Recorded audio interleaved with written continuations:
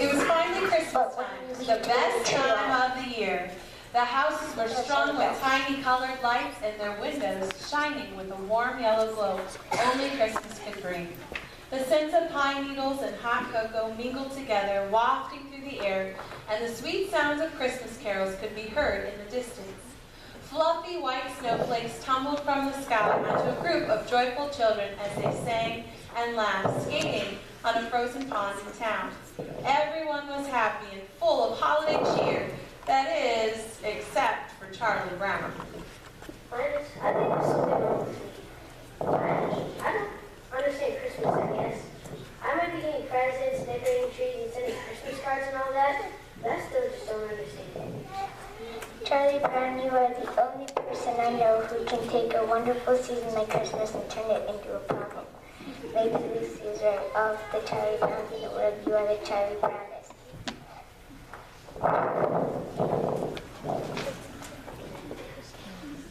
Rats, no one sent me a Christmas card today. I know nobody likes me.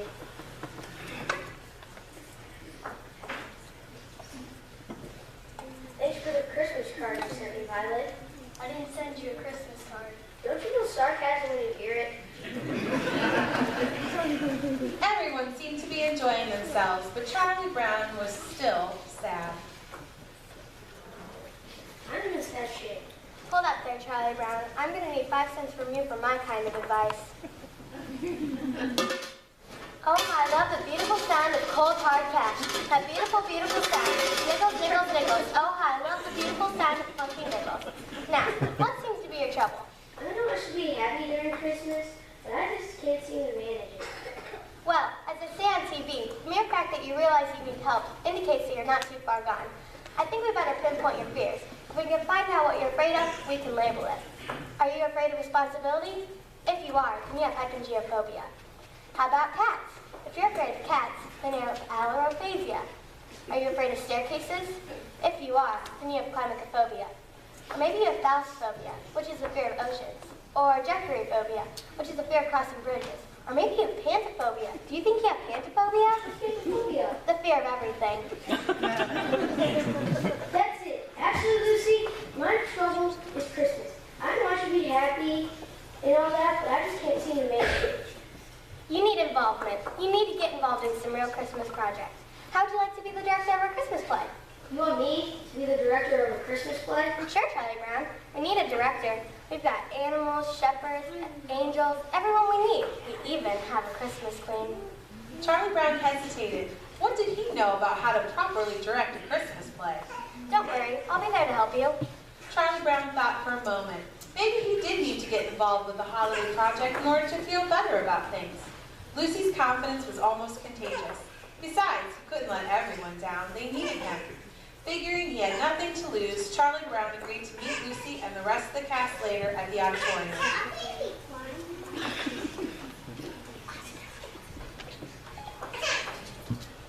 Incidentally, I know how you feel about all this Christmas business, getting depressed and all that. It happens to me every year. I never get what I really want. I always get a lot of stupid toys, or a bicycle, or clothes, or something like that.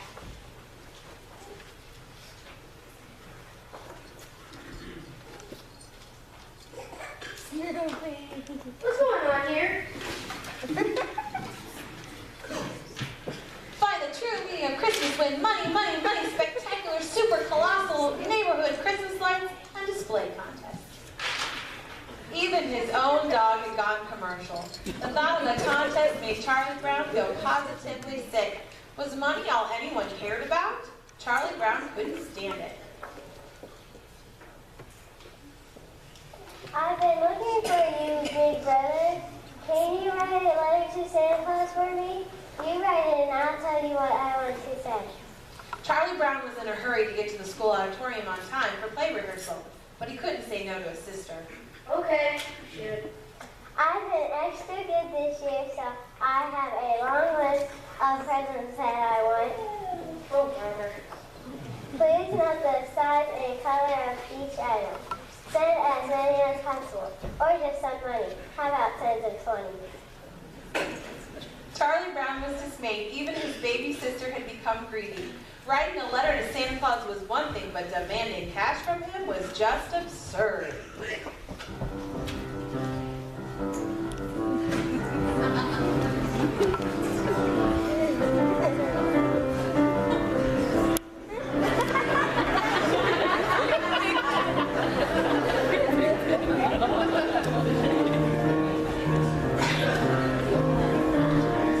All right, stop the music. We're going to do this play, and we're going to do it right. All right, I'm here to assign roles. Violet, you're the innkeeper's wife. Pigpen, you're the innkeeper. And Shermie, you're the shepherd. Memorize these lines so you can recite them on cue. This is ridiculous. I can't memorize something like this so quickly. Why should I be put through such an agony? Give me one good reason why I should memorize this. I'll give you 5 good reasons. 1, 2, 3, 4, 5. Those are good reasons. Christmas is not getting too commercial. It's getting too dangerous. And get rid of that stupid blanket. What's a Christmas shepherd going to look like holding a stupid blanket like that?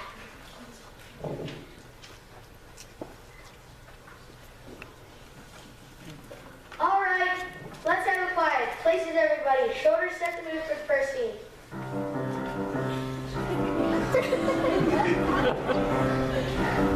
Cut. It's all wrong. Let's rehearse another scene instead. What's the matter? Don't you think it's great? No. Look, we all know Christmas is just a big commercial racket. It's ruined by a big Eastern syndicate, you know. Well, this is one play that's not going to go to commercial. What this play needs is the proper Christmas mood. We need a Christmas tree. Yes, perhaps a tree. A great big shiny aluminum Christmas tree. Get the biggest aluminum tree you can find. Maybe paint it pink. Charlie Brown left Lucy in charge of rehearsal and set out with Linus to find the perfect tree for their play.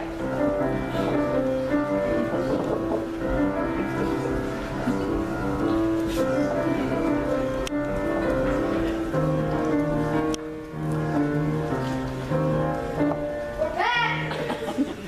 Really, Charlie Brown? You were supposed to get a good tree. Can't you tell a good tree from a poor tree? You're hopeless, Charlie Brown. But this time you bit it. I guess you were right, Linus. I shouldn't have picked this little tree.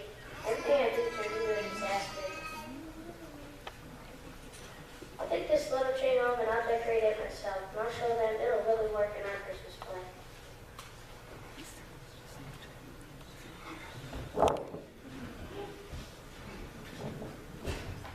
Doesn't anybody know what Christmas is all about?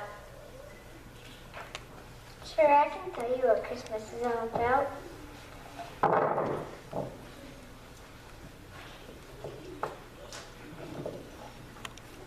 And there were in the same country shepherds abiding in the field, keeping watch over their flock by night. And lo, the angel of the Lord came upon them, and the glory of the Lord shone round about them, and they were sore afraid. And the angel said unto them, Fear not, for behold, I bring you tidings of great joy, which will be to all people. For unto you is born this day in the city of David a Savior, which is Christ the Lord. And this shall be a sign unto you. Ye shall find the babe wrapped in swaddling clothes lying in a manger. And suddenly there was with the angel a multitude of the heavenly hosts, praising God and saying, Glory to God in the highest, and on earth peace, goodwill toward men. That's what Christmas is all about, Charlie Brown. I guess you're right, Linus. I'll take this little tree home, and I'll show them it'll really work in our Christmas play.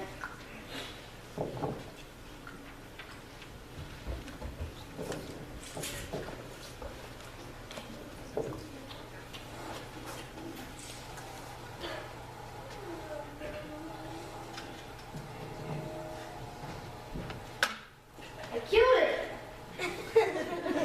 Everything I touch is just ruined!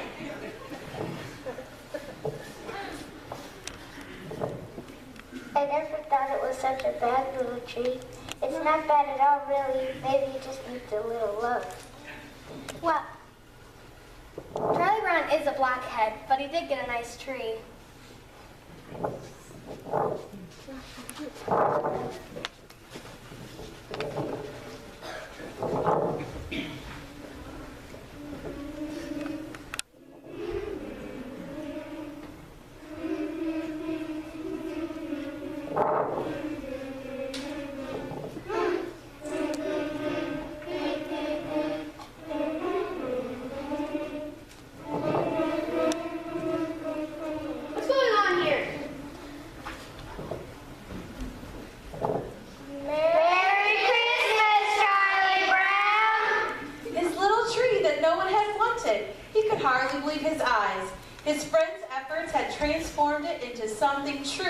special.